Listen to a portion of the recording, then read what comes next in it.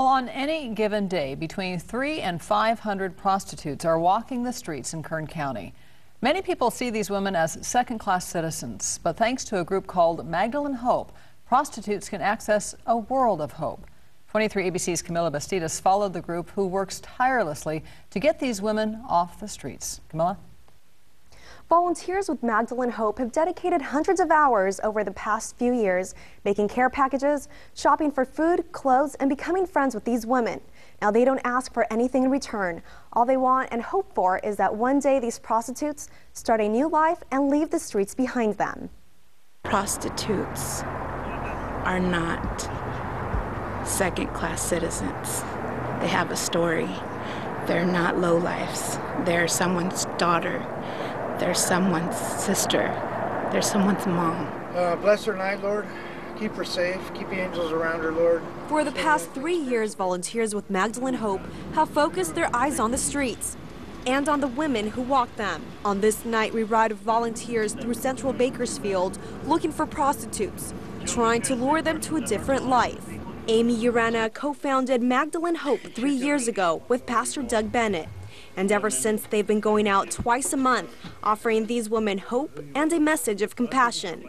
Every night before they go out, they pray and they make care packages. These were made by the girls at the rescue mission, and they just have like a special little note inside to the girls, just hoping that the right one will go to the right person.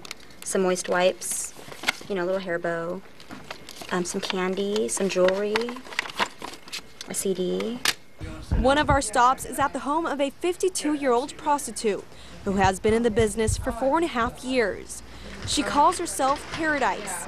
She says her life changed almost overnight after she caught her husband cheating on her. So then I came home and I caught him in bed with a prostitute. He paying her money, and I'm like, well, then I became one. Paradise admits that she's afraid for her life every time she's on the streets. It's really bad. I'm scared every time, every day. I mean, I've had friends that have been murdered.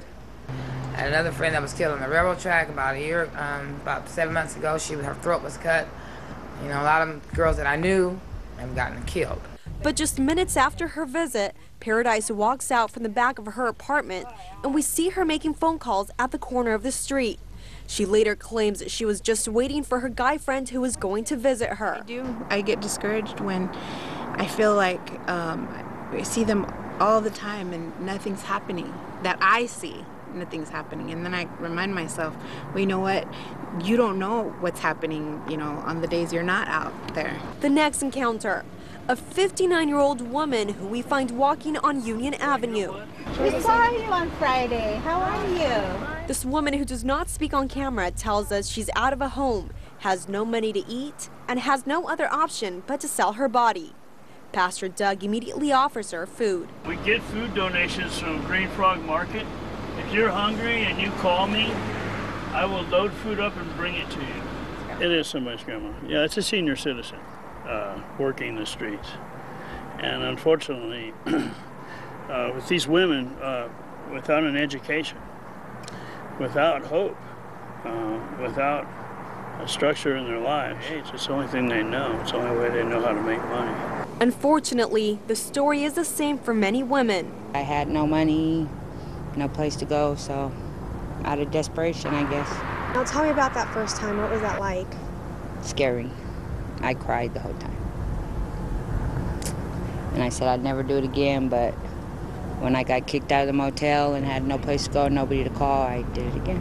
Carol is given a care package with small reminders that she is not forgotten. They don't have to think about us, but they do. Not many people, even church groups, think about us. We're like forgotten people out here.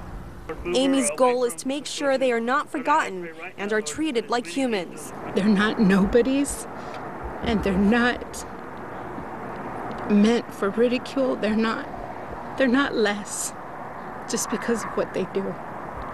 They're people, and they have feelings. The volunteers are limited in their outreach. Eventually, the group would like to have a safe house where women can be drug-free, have a roof over their heads, food, and counseling. You know, the word rehabilitation doesn't cut it, because some of these women have never been habilitated in the first place. You know, they have no to go back to. So they need to find themselves. They need to know who they are. They need to know what their purpose in life is. They have to have hope, you know. Well, you're the one that sits above. For now, Magdalene Hope reminds these women that they are people who, despite their situations, continue to hold on to dreams, no matter how distant. Now I want to go to culinary school. I want to be a baker. I can make like the specialty cakes and stuff, and I want to have my own bake shop one day.